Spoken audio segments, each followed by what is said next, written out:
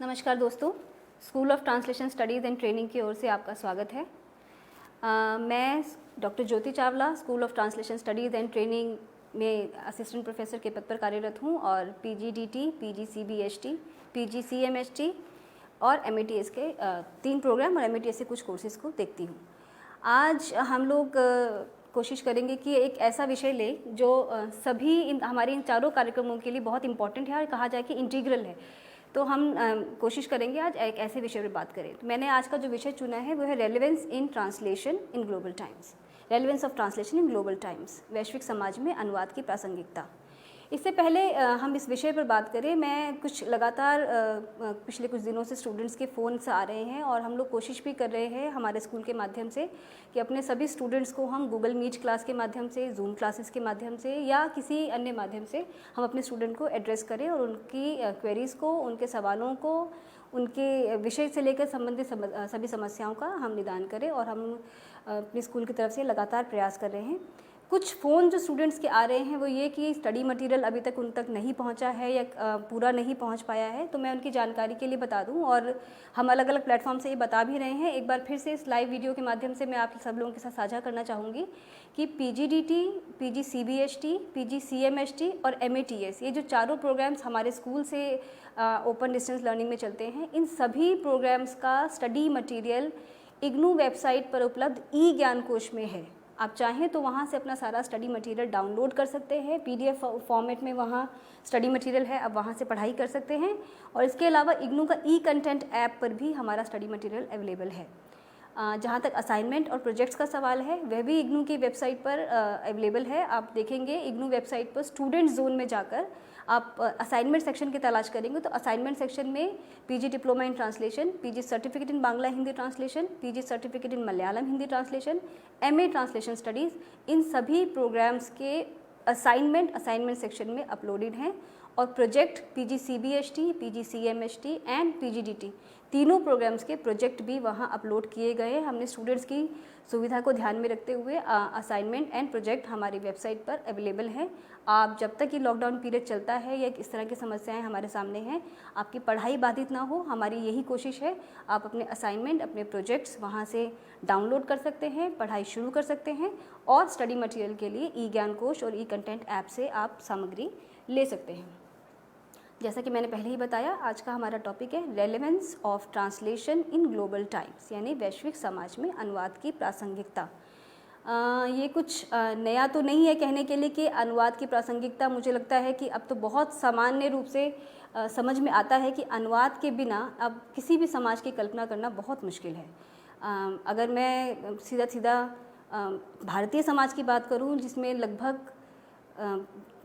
न जाने हज़ारों की संख्या में भाषाएं बोली जाती हैं, 22 हमारी संविधान सम्मत भाषाएं हैं, उसके अलावा कितनी बोलियां, कितनी भाषाएं हैं जिनमें हम रोज़ व्यवहार करते हैं। ये तो भारत के संदर्भ की बात हुई। अगर हम विश्व के संदर्भ में बात करें तो विश्व में भी अनेक भाषाएं बोली जाती हैं जिनके माध्यम से ज्ञान का प्रचार प्रसार पूरी दुनिया में होता है। इन सब भाषाओं में उपलब्ध ज्ञान आप तभी प्राप्त कर सकते हैं या तो आपके पास इन सभी भाषाओं का ज्ञान हो या फिर कोई ऐसा पुल, कोई ऐसा सेतु, कोई ऐसा लिंक बीच में उपलब्ध हो जो आपको ये सारी सामग्री उपलब्ध करवा सके। और मुझे लगता है अनुवाद इसमें सबसे महत्वपूर्ण भूमिका निभाता है।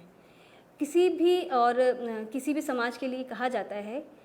हम भी अगर अपने समाज की भी अगर बात करें तो हमारा समाज या हमारा जो निर्माण है वो किसी एक संस्कृति, एक समाज, एक भाषा या एक सभ्यता की देन नहीं है। हमारा पूरे व्यक्तित्व का निर्माण हम विभिन्न सभ्यताओं, संस्कृतियों, भाषाओं, आदान प्रदान, आस्था और न जाने ज्ञान के कितने विभिन्न क्षेत्रों के माध्यम से होता है। ये जो ज्ञान के विभिन्न क्षेत्रों के जो विभिन्न माध्यम हैं, ये विभिन्न ज्ञान की जो विभिन्न शाखाएं हैं, ये ज्ञान की विभिन्न शाखाएं हमें अनुवाद के माध्यम से प्राप्त होती हैं। हम ये नहीं कह सकते, चाहे कितना भी कोई सभ्य या कितना भी कोई बड़ा या कितना भी विकसित समाज क्यों ना हो, ये नहीं कहा जा सकता कि वह किसी एक भाषा, एक संस्कृति, एक सभ्यता या ज्ञान की किसी एक शाखा पर निर्भर है। अगर हमें दुनिया के साथ बढ़ना है, आगे बढ़ना है, तो ज़रूरी है कि दुनिया भर में चल रहा ज्ञान का जो आदान प्रदान है उससे हम अपडेटेड रहें, अवगत रहें और हमारे पास ज्ञान की सब शाखाएं हमसे जुड़ती रहें। मैं भी पॉलिटिकल थियरिस्ट भीखू पारेख के शब्दों में अगर कहूँ तो मल्टीकल्चरलिज्म को उन्होंने जिस बहुसांस्कृतिकता जिसे हम हिंदी में कहते हैं, मल्टीकल्चरलिज्म को उन्होंने वे ऑफ ह्यूमन लाइफ कहा है। यानी कोई भी समाज, किसी भी समाज का जो मानव विकास है वो किसी एक संस्कृति, किसी एक सभ्यता, भाषा या ज्ञान से नहीं हो सकता। इसी संदर्भ में अगर हम समझें तो ट्रांसलेशन आज इसमें बहुत बड़ी भूमिका अदा करता है ज्ञान के प्रचार प्रसार में, ज्ञान के विस्तार में। वैश्विक समाज में अनुवाद की प्रासंगिकता की जब हम बात कर रहे हैं तो हम कुछ महत्वपूर्ण क्षेत्रों की बात करें कि कौन कौन से क्षेत्र हैं, कौन कौन से जॉनर्स हैं, कौन कौन सी शाखाएँ हैं, कौन कौन से धरे हैं जहाँ पर अनुवाद की ज़रूरत पड़ती है। अब हम अपनी एक सामान्य बुद्धि की अगर बात करें तो शायद ही कोई काम ऐसा होगा जो अनुवाद के बिना संभव हो पाए। लेकिन अगर हम इसे, जैसे मैंने कहा कि हमारे सभी प्रोग्राम्स का इंटीग्रल हिस्सा है ये पर्टिकुलर पेपर और पर्टिकुलर टॉपिक, तो हमें इस पर सिलसिलेवार बात करने की ज़रूरत है कि अनुवाद की प्रासंगिकता ख़ास तौर पर इस ग्लोबल टाइम्स में, जिस वैश्विक समय में कितनी ज़्यादा है। और जिस तरह के दौर से हम गुज़र रहे हैं, हम जानते हैं कि कोई भी ज्ञान, कोई भी सूचना अगर हम तक आज न पहुँचे तो आज शायद हमारी जानकारी या हमारे ज्ञान के जो दायरा है वो अधूरा रह जाएगा। इसी संदर्भ में आज हम कुछ महत्वपूर्ण बिंदुओं की बात करेंगे जहां हम ये जानने की कोशिश करेंगे कि ट्रांसलेशन हमारी ज़िंदगी में किस तरह एक महत्वपूर्ण भूमिका अदा करता है और कोई भी ऐसा क्षेत्र नहीं है जहां अनुवाद की हमें ज़रूरत नहीं पड़ती है। अगर इसको हम क्रम में बात करें तो अनुवाद एक लंबे समय से चला आ रहा है। अगर हम इसको भारतीय संदर्भ में देखें तो इसे हम आदिकाल भक्तिकाल तक जाकर देख सकते हैं। अगर हम आदिकाल की बात करें तो टीका, भाष्य, अनुवाद की जो संस्कृत साहित्य, जो उपलब्ध साहित्य है, उसका जो सरल रूप में जो आम जन के लिए साहित्य उपलब्ध करवाया गया, वो टीकाओं के माध्यम से, भाष्यों के माध्यम से हम तक पहुँचा, सामान्य जन तक पहुँचा। अगर हम इतना पीछे ना जाएं, अगर हम भक्तिकाल की बात करें तो भक्तिकाल का जो लगभग साहित्य है वो एक तरह से अनुवाद की, हम उसे व्यापक उस अर्थों में अनुवाद कह सकते हैं। रामकथा या महाभारत या गीता का जितना भी जो संपदा है, ज्ञान संपदा है, वो किसी एक भाषा, किसी एक समाज की धरोहर नहीं है। आज पूरा भारत, पूरे भारतीय समाज के विकास में उन सभी महत्वपूर्ण रचनाओं की महत्वपूर्ण भूमिका है। और हम जानते हैं कि भारतीय मानस का निर्माण में रामकथा या हमारे भगवद गीता या हमारा जो भी संस्कृत साहित्य जो हमारे पास उपलब्ध था, वो किस तरह भारतीय भाषाओं में पहुंचकर विस्तृत समाज तक पहुंचता है और किस तरह विस्तृत समाज को वो ज्ञान संपन्न करता है। तो ये हमने एक भारत के संदर्भ में बात की। अगर हम वैश्विक संदर्भ में बात करें तो एक पूरा दौर है जहाँ पर बाइबल के ट्रांसलेशन को लेकर लंबे समय तक चर्चाएं होती रही और बाइबल के ट्रांसलेशन के पीछे उद्देश्य भी धार्मिक साहित्य का प्रचार प्रसार था। तो अनुवाद कोई नई चीज़ नहीं है। मैं सिर्फ इतना सा आपसे कहना चाहूँगी कि अनुवाद कोई नई चीज़ नहीं है, लेकिन पिछले कुछ समय से अनुवाद पर जो बातचीत हो रही है, अनुवाद पर जो चर्चा हो रही है, वो और ज़्यादा सिस्टमेटिक और ज़्यादा व्यवस्थित तरीके से हो रही है। और हम जब इस व्यवस्थित तरीके की जब बात कर रहे हैं तो मैं ये कहना चाहती हूँ कि औद्योगिक क्रांति के साथ, आधुनिक समाज की शुरुआत के साथ, अखबार के आने के साथ, ये जो नई शुरुआत साहित्य जगत में या मानव जगत में जो नई शुरुआत हुई, इस सब ने भी अनुवाद के महत्व को और ज़्यादा बढ़ा दिया। जहाँ तक सीमित संसाधनों की बात थी, एक सीमित संसाधनों में रहकर इंसान के पास ज्ञान के सीमित स्रोत थे, लेकिन आज जब हम एक औद्योगिक समाज में रहते हैं, एक आधुनिक समाज में रहते हैं, आज खास तौर पर जब हम कहें तो हम वैश्विक समाज में रहते हैं, उस वैश्विक समाज में ज्ञान का प्रचार प्रसार किसी एक धड़े या किसी एक सीमित दायरे तक सीमित नहीं है। विभिन्न क्षेत्रों में इसकी मांग है और पहचान है। अब अगर हम कुछ महत्वपूर्ण बिंदुओं की बात करें तो अनुवाद आज लगभग जीवन के हर क्षेत्र के लिए इम्पॉर्टेंट है, बहुत महत्वपूर्ण है। आपके पास जितना भी साहित्य है, जो मानव के निर्माण में जितने भी साहित्य की जो भूमिका है, वह सारा का सारा साहित्य इसी अनुवाद के माध्यम से हम तक पहुंचता है। वर्ल्ड लिटरेचर की जब अवधारणा की जो शुरुआत हुई, उसके पीछे अनुवाद की ही अवधारणा थी। अनुवाद न होता तो शायद विश्व के कोने कोने तक, पश्चिम तक एशियाई साहित्य न पहुंचा होता। तो ये जो एशियाई साहित्य का जो प्रचार प्रसार पूरे वर्ल्ड में हुआ, या यूरोपीय साहित्य का प्रचार प्रसार जो पूरे वर्ल्ड में, पूरी दुनिया में हुआ, हमारे राष्ट्र निर्माण में हम जानते हैं कि बहुत सारा साहित्य ऐसा है जिसने हमारे राष्ट्र निर्माण में, हमारे नेशन बिल्डिंग में महत्वपूर्ण भूमिका निभाई है। ये सारा का सारा साहित्य हमें अनुवाद के माध्यम से प्राप्त हुआ। जितना भी आप रशियन लिटरेचर पढ़ते हैं, रूसी साहित्य, फ्रांसीसी क्रांति आदि, जितनी भी साहित्य की जो नई शाखाएं या नए जो ज्ञान के जो नए स्रोत थे, वो अनुवाद के माध्यम से हम तक पहुँचे। और उसने हमारे लिए, हमारे सामने एक ऐसी नई चीज़ या एक ऐसी नई अवधारणा रखी जिसके माध्यम से हमने जाना कि दुनिया सिर्फ इतनी ही सीमित नहीं है, या हमारे पास जो लड़ाई के टूल्स हैं, हम जो स्वतंत्रता संग्राम लड़ रहे थे उसके टूल्स सिर्फ उतने नहीं हैं जितने हम जानते हैं। उसके अलावा और बहुत सारे तरीके हैं जिनके माध्यम से हम अपने संग्राम को, अपने संघर्ष को और ज़्यादा धार दे सकते हैं और ज़्यादा पहचान उसकी बना सकते हैं और उसमें दूर तक पहुंच सकते हैं। इसके अलावा मीडिया एक ऐसा क्षेत्र है जहां आज आप अनुवाद के बिना आप कल्पना भी नहीं कर सकते। आज हम 24 घंटे न्यूज़ चैनल देखते हैं, न जाने कितनी भाषाओं में हमारे यहाँ अखबार आते हैं, हम सोशल मीडिया के ज़माने में रहते हैं। लगभग सभी चीज़ें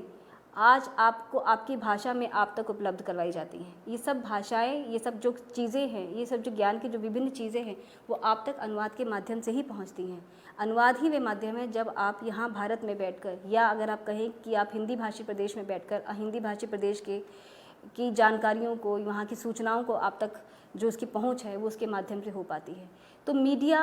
एक ऐसा बड़ा क्षेत्र है जहाँ अनुवाद की बहुत ज़्यादा ज़रूरत है। अनुवाद आज हमारे जीवन की बहुत महत्वपूर्ण अंग है और महत्वपूर्ण सूचनाओं का भंडार है, जिसके माध्यम से आज हम हर दिन अपने आप को अपडेट कर सकते हैं। अनुवाद के लिए जैसा कि मैंने शुरुआत में भी कहा, अनुवाद जिस तरह हमारे जीवन का बहुत ज़रूरी हिस्सा बन चुका है और किस तरीके से वो हमारे जीवन में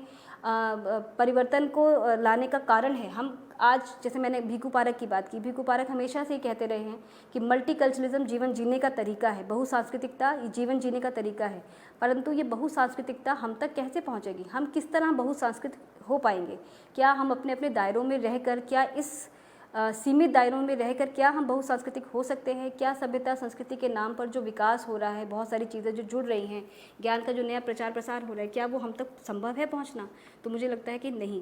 पर इसके साथ तो एक और जो बहुत इम्पॉर्टेंट चीज़ है जिसे अनुवाद के बारे में मैं ज़रूर कहना चाहूँगी कि अनुवाद ज्ञान के लोकतांत्रिकरण का माध्यम है। ज्ञान का डेमोक्रेटाइज करता है अनुवाद। किस तरीके से? हम पूरे विश्व के सामने, भूमंडलीकरण के साथ साथ पूरे विश्व के सामने एक बहुत बड़ी चुनौती के रूप में एक सवाल जो खड़ा है वो ये है कि भाषाओं का अंत हो जाएगा। बहुत सारी भाषाएं हैं जो वक्त के साथ शायद ख़त्म हो जाएंगी, पर उसी के बीच में अनुवाद एक ऐसा माध्यम भी है जिसके माध्यम से आप, जिसके एक सहारे से आप अपनी ही भाषा में आते, आपके पास ज्ञान का जो विस्तृत भंडार है वो लगातार पहुँचता है। तो लोकतांत्रिकरण के माध्यम से आप जानते हैं कि किस तरीके से एक अनुवाद एक लोकतांत्रिक समाज के निर्माण में महत्वपूर्ण भूमिका निभाता है। हमारे सामने जितना भी अगर हम संस्कृत साहित्य की बात करें या हम प्राचीन समय की बात करें तो हम जानते हैं कि साहित्य या बहुत सारे ज्ञान का जो भंडार था वो सीमित हाथों में था। उसकी पहुंच बहुत सीमित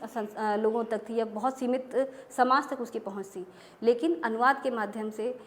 वह जो ज्ञान का जो अकूत भंडार था वह किसी सीमा में कैद नहीं रह गया, वो दूर तक पहुंचा, दूर तक बड़े समाज तक उसका प्रचार प्रसार हुआ। लेकिन उसके साथ ही हम ये भी जानते हैं कि हमारा जो हाशिए का वर्ग है, हमारा जो एक व्यापक समाज है जिस तक शायद बहुत अच्छे से आज तक नज़र नहीं पड़ पाई थी, उसके साहित्य को भी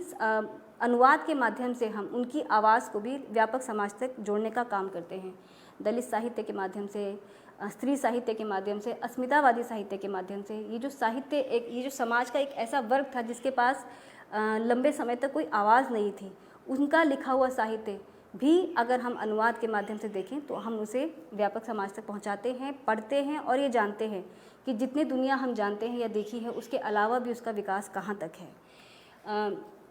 अनुवाद विभिन्न माध्यमों से आज हमारी ज़िंदगी में महत्वपूर्ण भूमिका निभा रहा है। हम जितने भी ज्ञान विज्ञान या कहा जाए कि साइंस टेक्नोलॉजी, समाज में जितने भी शिक्षा के जो विभिन्न जो शाखाएं हैं, ज्ञान की जो विभिन्न शाखाएं हैं, उनमें उपलब्ध जो साहित्य है वो अनुवाद के माध्यम से आज हम तक पहुंचता है। आज साइंस या टेक्नोलॉजी में या ज्ञान विज्ञान के विभिन्न क्षेत्रों में जो ज्ञान का प्रचार प्रसार हो पाता है उसके पीछे अनुवाद की भूमिका महत्वपूर्ण है। इसके अलावा एक बहुत बड़ी इंडस्ट्री है जिसमें अनुवाद एक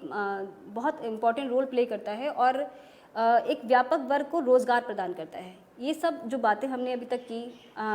कि अनुवाद की उपयोगिता क्या है, अनुवाद लार्जर सोसाइटी में किस तरह अपनी भूमिका अदा करता है, इसके साथ जो बहुत बड़ा जो इम्पॉर्टेंट जो टारगेट है, शायद किसी भी एजुकेशनल स्ट्रीम की जो सबसे बड़ी डिमांड होती है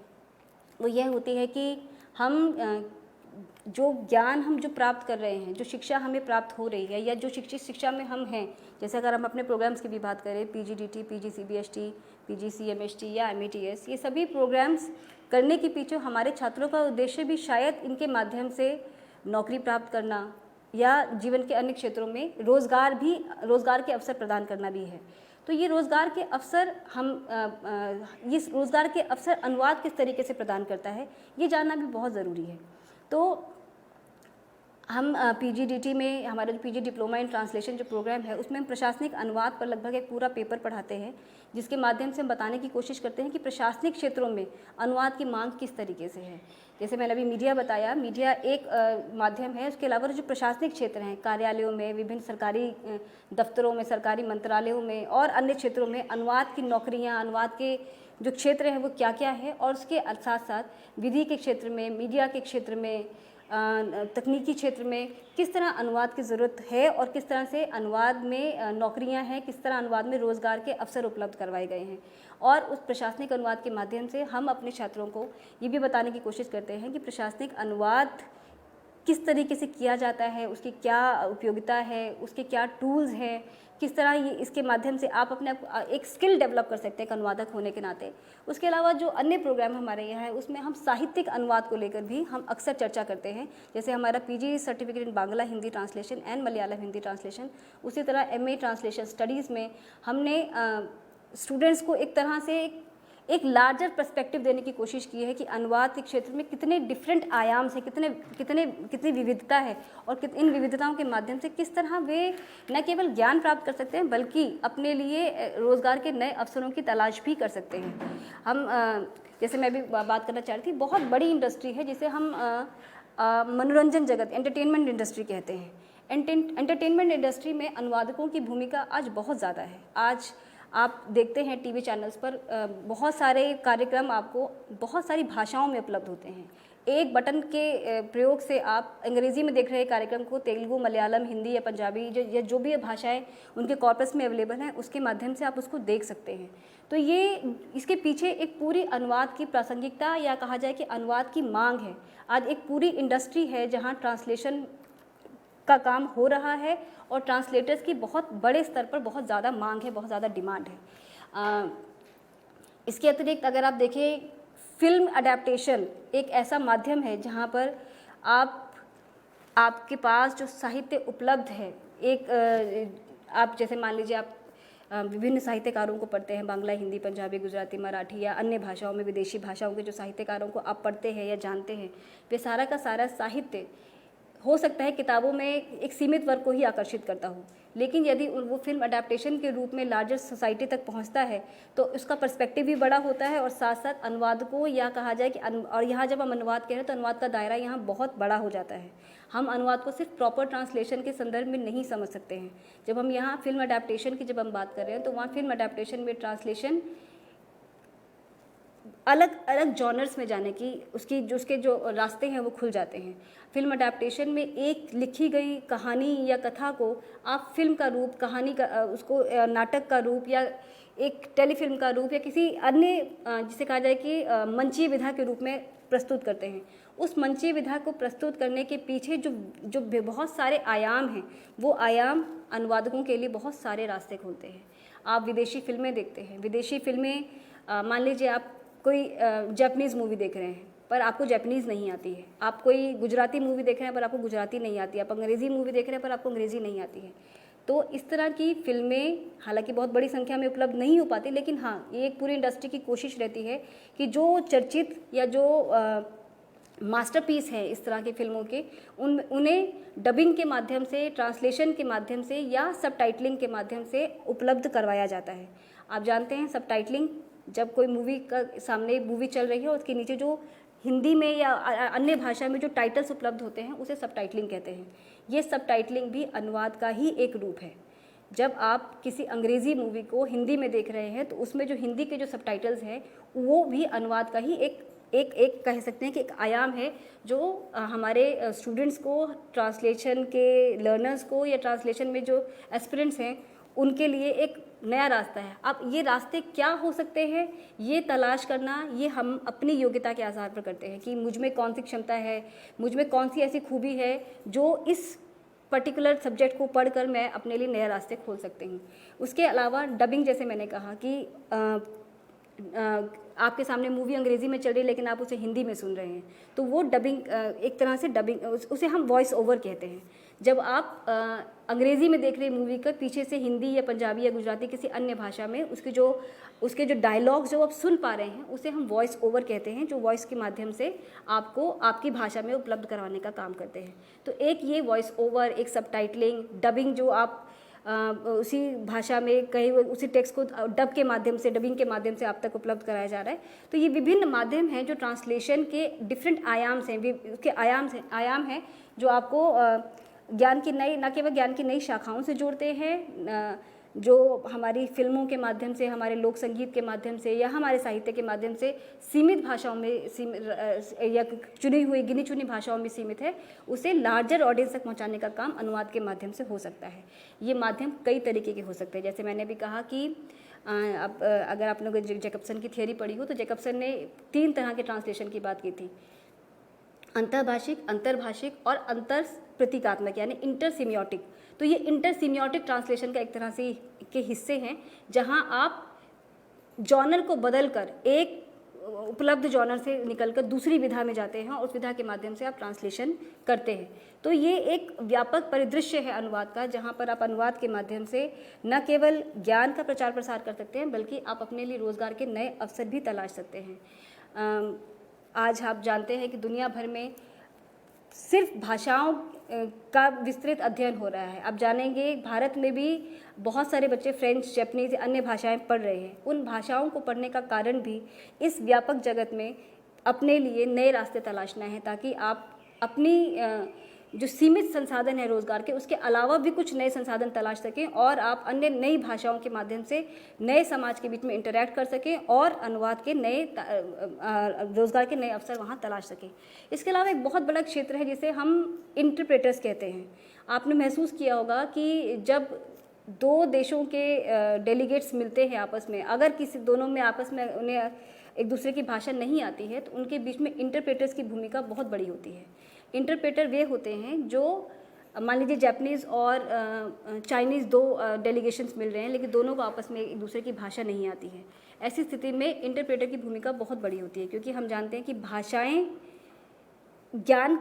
का माध्यम तो है लेकिन कई बार वो हमारी सीमाएं भी बन जाती हैं। यदि हमें कोई भाषा नहीं आती तो इसका मतलब ये नहीं है कि हमें उसका ज्ञान प्राप्त करने का या उसके वहाँ जो उपलब्ध जानकारी है उसे प्राप्त करने का अधिकार हमारा खत्म हो जाता है। ये बहुत ज़रूरी है कि आप उसकी विभिन्न शाखाओं के बारे में या ज्ञान के जो उपलब्ध जो स्रोत हैं उस तक आपकी पहुँच बनी रहे। तो इंटरप्रेटर्स यहाँ पर एक महत्वपूर्ण भूमिका अदा करते हैं, जहाँ वे इन दोनों भाषाओं के बीच में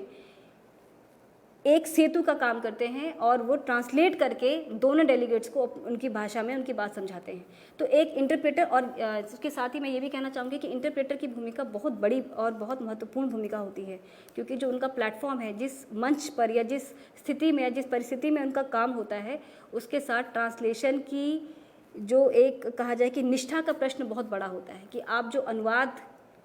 करके जो आप जिसे आप कहते हैं कि फौरी एकदम आशु अनुवाद, जो आप उसी समय ट्रांसलेट करके आप बता रहे हैं, तो उसमें ट्रांसलेटर के साथ उसकी बहुत सारी उसके प्रति उसकी जिम्मेदारियां भी बहुत सारी होती हैं। ये कहा जाए कि जब आप किसी पाठ का कॉपी पर या लंबे समय में या अपनी तय सीमा समय के हिसाब से अनुवाद कर रहे होते हैं तो आपके पास गलतियां करने का भी स्कोप होता है, पर इंटरप्रेटर या इस तरह आशु अनुवादकों के पास उस तरह की गलतियों का भी स्कोप नहीं होता है। तो हमें ये देखना होगा कि आप जितने भी अनुवाद के जो क्षेत्र हैं उन क्षेत्रों के हिसाब से आप अपने आप को कितना योग्य महसूस करते हैं। आपको क्या लगता है कि आप कौन से क्षेत्र विशेष में आप अपना ज़्यादा अच्छी भूमिका निभा सकते हैं या आप ज़्यादा अच्छा जोड़ सकते हैं। तो ये बहुत सारे क्षेत्र हैं जहाँ पर अनुवाद की प्रासंगिकता बहुत अधिक है। उसके अलावा एक बहुत बड़ी इंडस्ट्री है जिसे हम टूरिज़्म इंडस्ट्री कहते हैं। टूरिस्ट, अभी हम लॉकडाउन में हैं तो कुछ समय के लिए लगता है कि ज़िंदगी सब स्थगित हो गई है, सब कुछ रुका हुआ है, पर हम जानते हैं कि हम सभी लोग, और बहुत सारे देशों में तो ये भी संस्कृति है कि वे अपने जीवन का बहुत बड़ा हिस्सा, या कहा कि अपने रिटायरमेंट के बाद या एक लंबे समय के बाद या तय सीमा पर बहुत ज़्यादा यात्राएं करना पसंद करते हैं, घूमते फिरते हैं, एक से दूसरे देश में जाते हैं, पर्यटन करते हैं, नई संस्कृति को जानते हैं, नए समाज को जानने की कोशिश करते हैं। तो ये जो टूरिज़्म इंडस्ट्री है, ये ट्रांसलेशन के लिए एक बहुत बड़ा रास्ता है। और पिछले कुछ सालों में जब से हमने एक तरह से कहा जाए कि भूमंडलीकृत समाज को देखा है, तब से ये आदान प्रदान, संस्कृतियों का आदान प्रदान, आना जाना, या कहा जाए कि एक दूसरे देशों में जो हमारा जो एक तरह के एक जो रुचि जो विकसित हुई है, उसने एक बहुत बड़ी भूमिका अदा की है। तो पर्यटन एक ऐसी इंडस्ट्री है, टूरिज़्म एक ऐसी इंडस्ट्री है जहाँ ट्रांसलेशन की डिमांड बहुत ज़्यादा है। आप देखते हैं कि जब हम किसी नई स्टेट में या किसी नए देश में जाते हैं, तो वहाँ जाने से पहले हम उससे संबंधित साहित्य को पढ़ने की कोशिश करते हैं। हम ये जानना चाहते हैं कि वो देश कैसा है, वहाँ की संस्कृति कैसी है, वहाँ का टेम्परेचर कैसा होगा, मौसम कैसा होगा, किस तरह के कपड़ों की ज़रूरत होगी, किस तरह की परिस्थितियाँ वहाँ होंगी, वहाँ की राजनीतिक परिस्थितियाँ क्या हैं, आर्थिक समस्याएं क्या हैं। हम कुछ बेसिक जानकारी लेकर ही उस समाज में या उस नई संस्कृति या नए देश या नई समाज में जाने की हम कोशिश करते हैं, या हम जो बेसिक जानकारी हम ज़रूर इकट्ठा करना चाहते हैं। अगर ये बेसिक जानकारी हमें हमारी भाषा में उपलब्ध हो जाए तो इससे बेहतर कुछ नहीं हो सकता। विश्व नागरिक होने के लिए ज़रूरी नहीं है कि आपके पास सब भाषाओं का भी ज्ञान हो। हम अनुवाद के माध्यम से, अनुवाद हमारे लिए या आम जन के लिए वो रास्ते खोलता है, वो मार्ग तलाशता है जिसके माध्यम से आप अपनी मानवीय सीमाओं में रहते हुए भी बहुत कुछ नया जान सकते हैं और नया प्राप्त कर सकते हैं। तो टूरिज़्म इंडस्ट्री में जो ब्रोशर्स, पैम्फलेट्स, जो वेबसाइट्स, या कहा जाए छोटी छोटी वीडियो क्लिप्स, या जिसके माध्यम से भी वो अपने स्टेट को, अपने स्टेट के मॉन्यूमेंट्स को, अपने स्टेट के टूरिस्ट प्लेसेस को जिस तरीके से उसका प्रचार प्रसार करते हैं, उसे प्रमोट करते हैं, वो प्रमोट करने के जितने भी उनके जो माध्यम हैं, वे सब के सब अनुवाद के लिए नए रास्ते खोलते हैं। हम जानते हैं कि जब हम ज़रूरी नहीं है कि अगर मैं फ्रांस जा रही हूँ तो मुझे फ्रेंच आती हो, तो अगर मुझे अंग्रेज़ी आती है और अंग्रेज़ी में मुझे वो टेक्स्ट उपलब्ध हो जाता है, तो मैं उसको पढ़कर भी मैं उस बिल्कुल अपने लिए एक एलियन समाज को जान सकती हूँ। तो टूरिज़्म एक बड़ी इंडस्ट्री है जहाँ बहुत सारे अनुवाद के एक पूरी इंडस्ट्री के रूप में आप कह सकते हैं कि अनुवाद की पूरी इंडस्ट्री है जहाँ अनुवादकों की बहुत अधिक मांग है। और चाहे वो गाइड्स हो, टूरिस्ट गाइड्स हो, चाहे वॉइस ओवर की ज़रूरत हो, चाहे रिटन मटेरियल की ज़रूरत हो, चाहे ट्रांसलेटर्स की ज़रूरत हो, फ्लैट ट्रांसलेटर्स की ज़रूरत हो, चाहे इंटरप्रेटर्स की ज़रूरत हो, तो इस तरह टूरिज़्म अनुवाद के लिए नए रास्ते नए एक कहा सके कि नए एवेन्यूज़ प्रदान करता है, नए मार्ग प्रदान करता है। तो ट्रांसलेशन आज आप जिस समय में हम हैं, उस समय में ट्रांसलेशन के बिना आप एक विकसित समाज की कल्पना नहीं कर सकते। कोई भी समाज जो लगातार आगे बढ़ना चाहता है, जो अपने ज्ञान के भंडार में बहुत नया जोड़ना चाहता है, या खोजी प्रवृत्ति का समाज या खोजी प्रवृत्ति का व्यक्ति, उसके लिए अनुवाद के बिना जीवन शायद अब संभव नहीं है। और उसके अलावा जैसे हम ट्रांसलेशन का जो दायरा है, जैसे कि हमने बात किया कि ट्रांसलेशन में बहुत सारे डिफरेंट बहुत सारे कहा जा सकता है कि बहुत अलग अलग आयाम हैं और बहुत सारे अलग माध्यम हैं जिसके माध्यम से अनुवाद उपलब्ध है या अनुवाद उपलब्ध हो पाता है। उसमें एक बहुत बड़ी भूमिका ICT ने प्ले की है, इंफॉर्मेशन टेक्नोलॉजी ने। सूचना क्रांति के आने के साथ अनुवाद के क्षेत्र में भी एक नए तरह का, आप कह सकते हैं कि एक नए तरह की जानकारी या नए तरह का विकास देखा गया है। हम अनुवाद की जब बात करते हैं और ख़ासतौर पर अनुवाद अध्ययन के जब हम बात करते हैं, तो हम अनुवाद में कुछ महत्वपूर्ण बिंदुओं की बात करते हैं जिसे हम अनुवाद में टर्निंग पॉइंट्स कहते हैं। जैसे अगर हम कहा जाए कि जब अनुवाद लंबे समय से अनुवाद तो होता रहा, लेकिन जब अनुवाद पर ठहर कर बहुत सिस्टमेटिक तरीके से जब उस पर स्टडी की बात हुई, तब उस दौर को हमने उसका अनुवाद का लिंग्विस्टिक टर्न कहा, उसे भाषिक मोड़ कहा, जहाँ अनुवाद न केवल किसी दूसरे ज्ञान की या किसी अन्य डिसिप्लिन की शाखा मात्र न रहकर, वहाँ अनुवाद एक सेपरेट एंटिटी के रूप में काम करता है। और एक कहा जाए कि अनुवाद की जो पूरी प्रक्रिया है, उस पूरी प्रक्रिया पर गहन रूप से विस्तार होता है। उसके बाद 1980s के दौर में, 1990s के दौर में अनुवाद में हम एक नए टर्न की बात करते हैं, जैसे हम कल्चरल टर्न कहते हैं, सांस्कृतिक मोड़। लेकिन एक और अगला जो आयाम है अनुवाद का, उसे हम टेक्नोलॉजिकल टर्न कहते हैं, यानी कि मशीन की शुरुआत। अनुवाद जो अभी तक एक पूरी तरह से एक मानवीय गतिविधि थी, जैसे ये कहा जाए कि बहुत ही मनुष्य द्वारा की जाने वाली, मनुष्य के दिमाग तक सीमित रहने वाली गतिविधि थी, उसमें मशीन के जुड़ जाने ने उसे एक नया आयाम प्रदान किया है। हाँ, उसकी अपनी कुछ सीमाएं ज़रूर हैं कि मशीन ट्रांसलेशन के माध्यम से आप साहित्य का या जो भी क्रिएटिव राइटिंग है उसका अनुवाद तो आप नहीं कर सकते, लेकिन मशीन ट्रांसलेशन ने अनुवाद को एक गति प्रदान की है। आज बहुत सारे पब्लिक सेक्टर्स में, आज बहुत सारे ऐसी जगहों पर जहाँ अनुवाद में सपाट अनुवाद की आवश्यकता है, जहाँ अनुवाद में कहा जाए कि जहाँ भाषा की लाक्षणिक शक्ति जहाँ काम नहीं करती, इस तरह के या कहा कि ज्ञानात्मक साहित्य, जिसे हम ज्ञानात्मक साहित्य कहते हैं, नॉलेज टेक्स्ट कहते हैं, उस तरह के अनुवाद में मशीन ट्रांसलेशन की भूमिका बहुत बड़ी है। तो मशीन ट्रांसलेशन ने अनुवाद को जो नई स्पीड, एक जो नई गति प्रदान की है, जिस तरह हम कह सकते हैं कि आधुनिक युग में अखबारों के आने से ज्ञान का और ये सब सूचनाओं का जो एक प्रचार प्रसार बड़े स्तर पर हुआ, उसी तरीके से हम ये भी देख सकते हैं कि अनुवाद में मशीन ट्रांसलेशन के प्रवेश से, मशीन ट्रांसलेशन के आ जाने से अनुवाद की जो गतिविधि हैं इसमें और ज़्यादा हम इसमें स्पीड नोटिस कर सकते हैं। आज आप जैसे मैंने कहा कि, और हमारा विषय भी है आज की, वैश्विक समाज में अनुवाद की प्रासंगिकता, तो हम जिस समाज में रहते हैं और हम जानते हैं कि हम हमारे आसपास, और आप भी बहुत सारे ऐसे लोग होंगे जो MNCs में काम करते हैं, मल्टीनेशनल कंपनीज़ में काम करते हैं। ये मल्टीनेशनल कंपनीज़ का जो पूरा स्ट्रक्चर है, चाहे उनके कॉल सेंटर्स हो, चाहे उनका काम करने का तरीका हो, चाहे उनके मैनुअल्स हों, उनका जो रिटर्न मटेरियल हो, उनके जो रिटर्न जो डॉक्यूमेंट्स हैं, वो सब के सब अनुवाद के माध्यम से ही ट्रांसलेट होते हैं। और जितनी बड़ी बड़ी कंपनीज़ हैं, उन सभी कंपनीज़ में आज ट्रांसलेटर्स की मांग बहुत अधिक है। तो ये जो MNC का, मल्टीनेशनल कंपनीज़ का ये जो पूरा स्ट्रक्चर है, इसकी जो जड़ है, इसका जो आधार है, वो अनुवाद के बिना संभव नहीं है। तो इस तरीके से अनुवाद आज एक व्यापक समाज में, एक विकसित समाज में अब महत्वपूर्ण भूमिका अदा करता है। और एक ऐसे समाज में जहाँ आप और हम एक भूमंडलीकृत समाज का हिस्सा हैं, तो भूमंडलीकृत समाज में, एक वैश्विक समाज में, एक ग्लोबल सोसाइटी में आप अनुवाद के बिना सर्वाइव नहीं कर सकते। तो मैंने लगभग कुछ आपको इंडस्ट्रीज़ गिनवाई, जैसे मीडिया है, MNCs हैं, फिल्म इंडस्ट्री है, और इस तरह बहुत सारे जो क्षेत्र हैं, अनुवाद के सरकारी क्षेत्र है, जिसमें अनुवादकों की बहुत बड़ी मात्रा में ज़रूरत होती है, और अनुवाद के बिना आप एक सफल जीवन की कल्पना नहीं कर सकते। समाचार पत्रों में अनुवादकों की बहुत अधिक बड़ी मात्रा में आवश्यकता होती है, और अनुवादक किस तरीके से इस पूरे ज्ञान के प्रचार प्रसार में नया जोड़ते हैं। उसी तरह साहित्य के क्षेत्र में भी ज्ञान का, अनुवाद की ज़रूरत उतनी ही विस्तृत है। आज मनुष्य को बेहतर मनुष्य बनाने में हम सभी जानते हैं कि साहित्य की भूमिका बहुत बड़ी होती है। ये साहित्य जो विभिन्न भाषाओं में उपलब्ध है, हम तक हमारी भाषा में पहुंचाने का माध्यम अनुवाद ही है। तुलनात्मक साहित्य जो अनुवाद की एक अन्य शाखा के रूप में जिसे हम देख सकते हैं, या कहा जाए कि कभी तुलनात्मक साहित्य की एक शाखा के रूप में अनुवाद रहा है। तुलनात्मक साहित्य की जो पूरी अवधारणा है, उसके मूल में अनुवाद ही है। कि अगर अनुवाद न हो तो आप दो संस्कृतियों, दो समाजों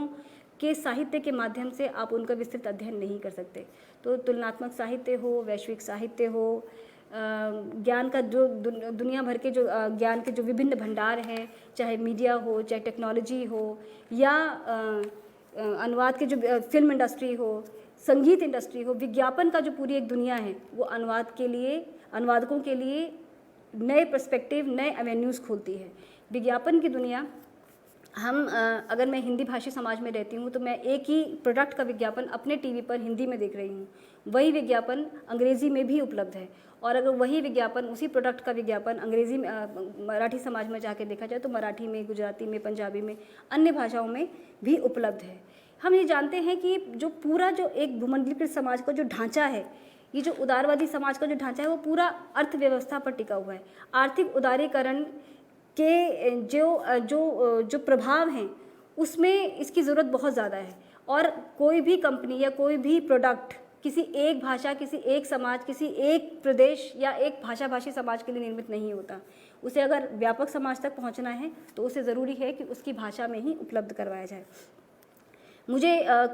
मैं बिना किसी विज्ञापन का नाम लिए कुछ एक विज्ञापनों की ओर इशारा करूँगी। जब हम कुछ विज्ञापन, कुछ ऐसे प्रोडक्ट्स कुछ ऐसे उत्पाद जो एक आम भारतीय समाज, मध्य वर्गीय समाज की ज़रूरत से ऊपर रहते हैं, यानी कि जो मध्यवर्गीय समाज या निम्न मध्य वर्गीय समाज तक जिनकी पहुंच नहीं होती है, ऐसे बहुत सारे प्रोडक्ट्स हम लंबे समय तक अंग्रेज़ी में देखते रहे। मेरे दिमाग में कुछ उदाहरण हैं, शूटिंग शर्टिंग के कुछ उदाहरण है, या एसी का जो एयर कंडीशनर के जो प्रोडक्ट्स हैं, या जो फ्रिज का जो प्रोडक्ट है, जब एक लंबे समय तक हम अगर इसको थोड़ा पीछे जाकर देखें, यहाँ से 20-25 साल पीछे जाकर देखें, तो उनके जो विज्ञापन थे वो अंग्रेज़ी में आया करते थे। उसका कारण ये था कि उस समय तक शायद ये प्रोडक्ट आम भारतीय समाज तक इनकी पहुंच नहीं बनी थी, लेकिन जो जो हम आर्थिक उदारीकरण की तरफ बढ़े, भारतीय समाज भी भूमंडलीकृत समाज हुआ, और ये प्रोडक्ट, और ये कहा जाए कि भारत का जो मध्य वर्ग है उसका दायरा जब विकसित हुआ, तो मध्य वर्ग के दायरे के विकसित होने के साथ साथ इन प्रोडक्ट की जो रीच थी वो बड़े समाज तक पहुंची, और बड़े समाज तक पहुंचने के साथ साथ विज्ञापनों ने अपनी भाषा में भी परिवर्तन किया। यानी कि एसी प्रोडक्ट का या एयर कंडीशनर की बात करें तो एयर कंडीशनर की का विज्ञापन जो बहुत लंबे समय तक अंग्रेज़ी में आता रहा, आज आप एसी का विज्ञापन न केवल अपनी मतलब एक तरह भारतीय संदर्भ में कहें तो हिंदी राष्ट्रभाषा या हमारे जो स्टेट लैंग्वेजेस हैं उसमें ही नहीं है, अगर आप उसकी निर्मिति देखें, उस विज्ञापन का जो उनका जो वीडियो शूट है, अगर आप उसकी तरफ ध्यान दें तो क्योंकि अब उसका जो टारगेट है वो बहुत निम्न वर्ग है, या निम्न वर्ग कहा जाए कि आम निम्न मध्य वर्ग भी है, गांव समाज भी है, जहां अब एसी पहुंच रहा है, तो एसी को ज़मीन तक पहुंचाने के लिए या उस प्रोडक्ट की रीच को और बड़ा करने के लिए उसकी भाषा में उतर कर ही आप उस समाज तक, उस भाषा तक, या उस समाज की जो उसकी जो मनोवृत्ति है उसको पकड़ सकते हैं। तो ये जिस तरह मैंने कहा कि जैसे जैसे हमारा विकास होता चला गया, जिस तरह के भारतीय समाज की अगर वैश्विक भूमंडलीकरण की अगर बात करें तो भूमंडलीकृत समाज ने बहुत सारे नए आयाम खोले, और इन नए आयामों के चलते, इन नए आयामों के आ जाने से बहुत सारे नए दायरे खुले, और जिनके माध्यम से हमने देखा कि अनुवाद अब कुछ खास सीमित वर्गों तक नहीं रह गया, उसकी डिमांड, उसकी मांग, उसकी ज़रूरत नीचे तक रही। और अब जैसे हमने कहा कि ये भूमंडलीकृत समाज की ही देन है कि 24 घंटे का न्यूज़ चैनल हम देखते हैं, लगभग सभी भाषाओं में अखबार हैं, पत्रिकाएं हैं, तो ये पत्रिकाएं, ये लगभग जो अखबार, ये सब सूचना का जो प्रचार प्रसार अब लगभग सभी भाषाओं में उपलब्ध होने के कारण ये आम जन तक पहुँचता है, और आम जन तक पहुँचने के कारण इसकी डिमांड, क्योंकि इसे आम जन तक पहुंचाना है, सभी सूचनाओं को सभी भाषाओं में पहुंचाना है, तो उन सभी एक व्यापक समाज तक इसे जोड़ने के लिए ज़रूरी है कि एक ट्रांसलेशन की जो पूरी इंडस्ट्री है उस पर भी इन्वेस्ट किया जाए। और इस तरीके से हम देखते हैं कि ट्रांसलेशन आज लगभग हर क्षेत्र की ज़रूरत है, चाहे वो मीडिया हो, चाहे वो फिल्म इंडस्ट्री हो, चाहे वो MNCs हों, चाहे साहित्य हो, चाहे समाज हो, चाहे ज्ञान का या उपयोग की जितने भी विभिन्न आयाम हैं, उन सभी जगह हम अनुवाद की ज़रूरत को, उसकी प्रासंगिकता को महसूस कर सकते हैं। एक जो अन्य समस्या जो जैसे हमने कहा कि सबके पीछे एक तरह से देखा जाए तो मल्टीकल्चरलिज्म की अवधारणा इसके पीछे है, क्योंकि अगर जब तक हम विभिन्न संस्कृतियों, विभिन्न समाजों के प्रति अपनी रुचि अगर नहीं रखते हैं तो विभिन्न संस्कृतियों, विभिन्न समाजों की जानकारी के प्रति भी हमारा मोह उतना ही नहीं होगा। ये मल्टीकल्चरलिज्म, जिसे बहुसांस्कृतिकता कहा जाता है, बहुभाषिकता कह सकते हैं, बहुभाषिक और बहुसांस्कृतिक जो भारतीय समाज है उसके सामने एक बहुत बड़ी समस्या ये भी होती है कि अगर कोई समाज बहुसांस्कृतिक या बहुभाषिक है तो उसके विकास को लेकर भी अक्सर ये सवाल खड़े होते हैं कि क्या कोई समाज यदि बहुभाषिक हो या बहुसांस्कृतिक हो तो क्या अधिक भाषाओं का होना, अधिक संस्कृतियों का होना भी क्या किसी समाज के लिए कि विकास के रास्ते में अड़चन हो सकता है। ये कहा जा सकता है कि एक अलग डिस्कोर्स का इशू है, पर अगर इसको हम अनुवाद की दृष्टि से देखें तो बहुसांस्कृतिकता या बहुभाषिकता जो मेरे दिमाग में बेबल की पूरी स्टोरी आ रही है, किस तरीके से अनुवाद, विभिन्न भाषाएं के कारण किस तरह से मनुष्य के विकास में एक रुकावट की ओर संकेत वो कहानी करती है कि किस तरीके से जब पूरा विश्व अलग अलग भाषाएं बोलने लगा तो किस तरीके से उनके रास्ते अलग अलग हो गए। पर यदि इसी सब रास्तों के बीच में अनुवाद जैसा कोई सेतु हो, कोई एक ऐसा माध्यम हो जिसके माध्यम से हम एक ऐसा रास्ता तलाश कर सके जो विभिन्न धर्मी या विभिन्न मार्गीय होने के बावजूद कोई एक ऐसा मिडवे तैयार करे जो हमें हमारी सीमित संसाधनों, हमारे सीमित स्रोतों के बावजूद हमें व्यापक परिप्रेक्ष्य से जोड़े तो अनुवाद उसमें एक कह सकते हैं की रोल प्ले करता है। और मल्टीकल्चरल समाज हो या बहुभाषिक समाज हो, बहुभाषिक या बहुसांस्कृतिक समाज में भी हम एक सफल समाज की कल्पना कर सकते हैं, एक सफल व्यवस्था की कल्पना कर सकते हैं, और जिसमें अनुवाद की भूमिका बहुत महत्वपूर्ण होती है। तो कुछ एक मुद्दे थे जिन पे मैंने आज बात करने की कोशिश की है। मैं एक बार देख रही हूँ कोई ऐसा कोई ज़रूरी मुद्दा जो हमसे छूट जा रहा हो तो उसकी बात भी अगर हम कर लें। एक बहुत इंटरेस्टिंग जो एरिया है, आप अगर एंटरटेनमेंट इंडस्ट्री में देखें तो वो है कार्टून इंडस्ट्री। अगर आप लोगों ने थोड़ा सा उसको ध्यान से देखने की कोशिश की हो तो उसमें बहुत सारे अलग अलग स्कोप्स होते हैं। एक ही पर्टिकुलर कार्टून चैनल आपके टीवी पर चल रहा है और आपको और वो अंग्रेज़ी में आता है या वो हिंदी में आता है और आप गुजराती भाषी हैं, तो आप उसमें उसका जो लैंग्वेज बार में जाकर आप देख सकते हैं कि वह अन्य भाषाओं में भी उपलब्ध है, और यदि आपको आपकी भाषा में वो पार्ट उपलब्ध हो पाता है तो आप उस भाषा में उसको देख सकते हैं। ये जो अन्य भाषाओं में एक की के माध्यम से, एक बटन के माध्यम से, एक रिमोट के एक प्रेस के माध्यम से आप एक भाषा के सीमित दायरों को तोड़कर दूसरी भाषा में जा सकते हैं, ये भी अनुवाद के माध्यम से ही संभव है। उसके अलावा जो एक और जो बहुत इंटरेस्टिंग चीज़ उसमें होती है वो ये है कि जितने भी कैरेक्टर हैं, कार्टून कैरेक्टर्स हैं, चाहे वो डोरेमोन है या अन्य कैरेक्टर हैं, हम उन पर विस्तार से बात नहीं करेंगे। उन सब की जो वॉइस है, हम सब जानते हैं कि वो एनिमेशंस हैं, हमारे सामने वो एक एनिमेशन के रूप में उपलब्ध है। कोई कैरेक्टर्स या कोई मनुष्य उसको नहीं कर रहे हैं, वो उसके पीछे पूरी सॉफ्टवेयर इंजीनियरिंग है जिसके माध्यम से वो कैरेक्टर्स प्ले कर रहे हैं या आपके सामने स्क्रीन पर उपलब्ध है। लेकिन उन स्क्रीन पे जो उपस्थित जो कैरेक्टर्स हैं, जो कार्टून्स हैं, उन कार्टून्स की वॉइस ओवर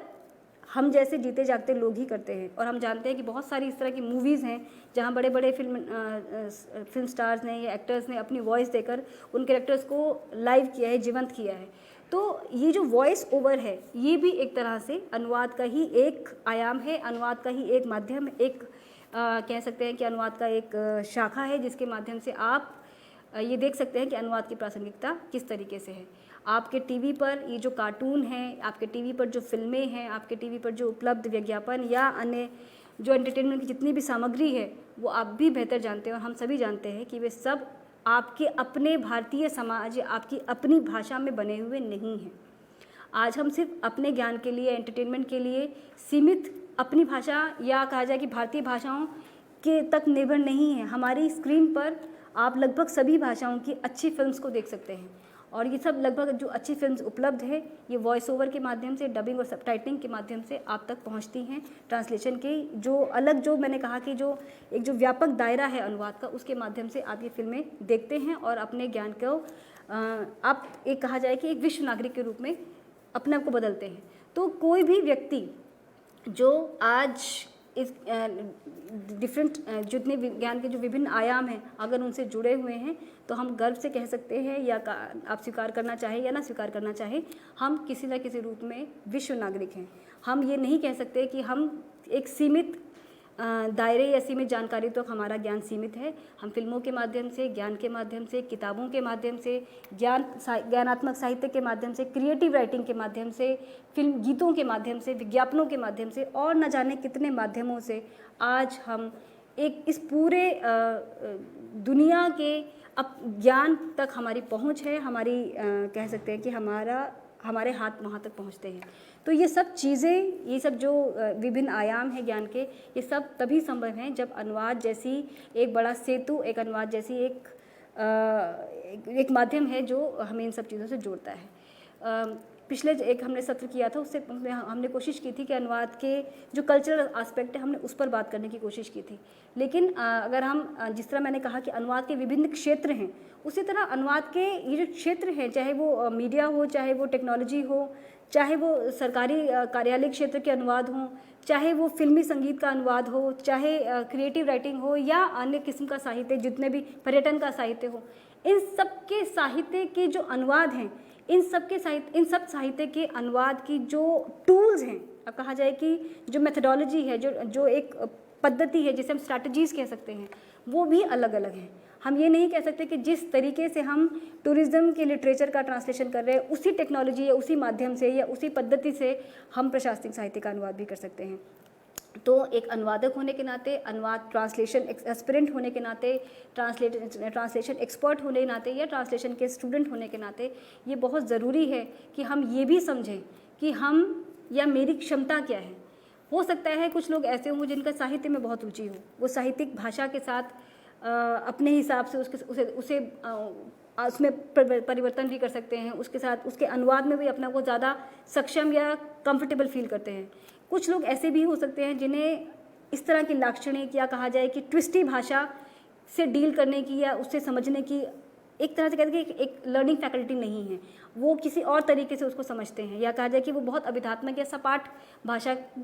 के प्रति ज़्यादा कंफर्टेबल है। कुछ में क्रिएटिविटी हो सकती है जो विज्ञापनों का अनुवाद कर सकते हैं। पर्यटन का जो अनुवाद है, पर्यटन साहित्य का जो अनुवाद है, वो हर तरह के, अगर हम टूरिज़्म की बात करें तो टूरिज़्म का जो साहित्य है वो हर तरह के अनुवाद की मांग करता है। अगर वो सरकारी विज्ञापन है तो उसमें फ्लैट ट्रांसलेशन जिसे हम कहते हैं कि वो एकदम flat word to word translation या सेंस फॉर सेंस ट्रांसलेशन भी चल सकता है। लेकिन अगर हम पर्यटन के ही विज्ञापन का अनुवाद करें, उनके गीतों का अनुवाद करें, तो वहाँ हमें क्रिएटिविटी की ज़रूरत है। तो ये जो अनुवाद के जो विभिन्न प्रकार हैं, जिसे हम कभी अन्य सत्र में विस्तार से बात करेंगे, लेकिन मैं मोटा मोटा अगर कहूँ तो literal translation, sense for sense translation, adaptation, reformation, transformation, अलग अलग जो अनुवाद के जो री राइटिंग, न्यू राइटिंग, जो ट्रांसलेशन को जो विभिन्न इसके जो प्रकार हैं, ट्रांसलेशन के जो अलग अलग प्रकार हैं, जो निर्भर करता है कि आपके सामने किस तरह का पाठ है, किस तरह का पाठ का आप अनुवाद कर रहे हैं, किस तरह के पाठ की अनुवाद में किस तरह की एक स्ट्रैटेजी की ज़रूरत है, ये तय करके ही आप बेहतर अनुवाद कर सकते हैं। तो हमें ये समझना होगा कि जिस समय में हम हैं, अनुवाद की प्रासंगिकता बहुत है। आज किसी भी समाज की कल्पना, किसी भी ज्ञान की कल्पना, किसी भी नई तरह की नॉलेज की कल्पना आप अनुवाद के बिना नहीं कर सकते हैं। इसका मतलब कि अनुवाद आने वाले समय में और लगभग पिछले लंबे समय से अब महत्वपूर्ण भूमिका अदा कर रहा है और आने वाले समय में इसकी मांग बढ़ेगी। टेक्नोलॉजी के जुड़ाव ने भी इसे एक नया आयाम दिया है, लेकिन उसकी मैंने कहा कुछ सीमाएं हैं। कभी हुआ तो हम मशीन ट्रांसलेशन पर एक अलग से सेशन करेंगे, लेकिन हमें ये जानना है कि जब हम ये ट्रांसलेशन सब्जेक्ट पढ़ रहे हैं, और इसी में थोड़ा सा मैं जोड़ दूँ आगे कि जो ट्रांसलेशन जिस पर कुछ प्रोग्राम्स हमारे यहाँ हैं, PGDT, PGC, BHT, PG, CMHT, उसी का अगला विस्तार है ट्रांसलेशन स्टडीज़, जिसमें हमारे पास MA ट्रांसलेशन स्टडीज़ जैसा कार्यक्रम है। तो हमें ये तय करना है और ये देखना है कि ट्रांसलेशन के अनुवाद की जो लंबी यात्रा है वो इसकी मांग के कारण, इसकी डिमांड के कारण और ज्ञान के क्षेत्र में किस तरीके से नया जोड़ सकता है, उसे देखते हुए इसकी मांग लगातार बढ़ी है। और आज ट्रांसलेशन स्टडीज़ एक पूरा डिसिप्लिन हमारे सामने है, जहाँ पर बहुत सारे अनुवाद के नए आयाम खुलते हैं। हम ट्रांसलेशन स्टडीज़ में अलग तरीके से नई जानकारी प्राप्त करते हैं और ट्रांसलेशन स्टडीज़ में को एक इंटरडिसिप्लिनरी सब्जेक्ट की तरह हम पढ़ते हैं और ये जानते हैं कि पूरे विश्व के निर्माण में किस तरीके से अनुवाद की भूमिका रही है। एक जैसे मैंने कहा कि ट्रांसलेशन डेमोक्रेटाइजेशन का काम भी करता है, उससे पहले की जो पूरी प्रक्रिया है, किस तरीके से समाज का निर्माण होता है, किस तरीके से समाज के निर्माण में यह कहा जाए कि कुछ सत्ताधारी, ये कहा जाए कि बड़े डोमिनेंट कंट्रीज़ के माध्यम से डोमिनेंट कंट्रीज़ ने किस तरीके से डोमिनेटेड या कहा जाए उपनिवेशित देशों पर किस तरीके से अपना शासन चलाया, ये अलग अलग आयाम है जिसकी ज़रूरत महसूस की गई अनुवाद के अंदर। तो हमने ये देखा कि अनुवाद की जो यात्रा है वो पिछले लंबे समय से अनवरत चल रही है और आज उसकी स्थिति ये है कि आज उस पर एक इंडिपेंडेंट डिसिप्लिन के रूप में हम बात कर पाते हैं। तो ट्रांसलेशन स्टडीज़ भी एक नया डिसिप्लिन है, जहाँ पर आप देखते हैं कि आप एक स्टूडेंट होने के नाते आप उससे जुड़ सकते हैं और आप अपने उसमें आप फर्दर स्टडीज़ कर सकते हैं, MPhil PhD रिसर्च कर सकते हैं और उस पर आगे काम कर सकते हैं। एज फ्रीलांसर आप ट्रांसलेशन कर सकते हैं, आप ट्रांसलेशन स्टडीज़ एज डिसिप्लिन पढ़ा सकते हैं। तो ये डिफरेंट बहुत सारे आयाम हैं। अब ये तय करना आपके हाथ में है स्टूडेंट होने के नाते, या अपने आप को बेहतर जज के रूप में ये आपको तय करना है कि आपकी क्षमता क्या है, आपकी जो स्ट्रेंथ है वो क्या है या आपकी वीकनेस क्या है। उसी के माध्यम से आप अपने लिए इस व्यापक एक बड़े डिसिप्लिन में से अपने लिए रास्ते तलाशें। ट्रांसलेशन और ट्रांसलेशन स्टडीज़ का ये व्यापक दायरा केवल ज्ञान तक सीमित नहीं है, ये रोज़गार के व्यापक अवसर प्रदान करता है और रोज़गार भी कई बार बहुत अधिक, जैसे कह सकते हैं कि आपकी रुचि के अनुसार, आपके टेस्ट के अनुसार। तो जिस तरह मैंने कहा कि एक इंटरडिसिप्लिनरी सब्जेक्ट है, इंटरडिसिप्लिनरी इसकी लिमिट है, तो आपको ये देखना होगा कि आप इसकी प्रासंगिकता को सिद्ध करने में आपकी भूमिका क्या होगी, आप किस तरीके से उसमें जुड़ सकते हैं और किस तरीके से उसमें नया जोड़ सकते हैं, या आप उसमें से अपने लिए रास्ते तलाश सकते हैं। तो ये आज मैंने कोशिश की कि अनुवाद में अनुवाद की प्रासंगिकता ख़ास तौर पर ग्लोबल टाइम्स में क्या है, किस तरीके से वो एक लार्जर सोसाइटी से जुड़ता है, किस तरह एक लार्जर सोसाइटी के निर्माण में अनुवाद की एक भूमिका है, किस तरह वो हमें एक तरह से कहा जाए कि ग्लोबल सिटीज़न बनाने में अपनी भूमिका अदा करता है। उसके साथ साथ एक स्किल बेस्ड ये कार्यक्रम है, किस तरीके से हमारे लिए रोज़गार के, नौकरियों के, हमारी पसंद के कामकाज के नए एवेन्यूज़ खोलता है। ये सब एक मैंने कोशिश की आज के इस सत्र में जानकारी देने की। हम कोशिश करेंगे अगले सेशन में जिससे हम और किसी पर्टिकुलर डिसिप्लिन, पर्टिकुलर सब्जेक्ट पर, किसी एक पर्टिकुलर स्ट्रीम पर हम और विस्तार से बात करें। आज के लिए बहुत बहुत शुक्रिया। नमस्कार। ठीक रहा।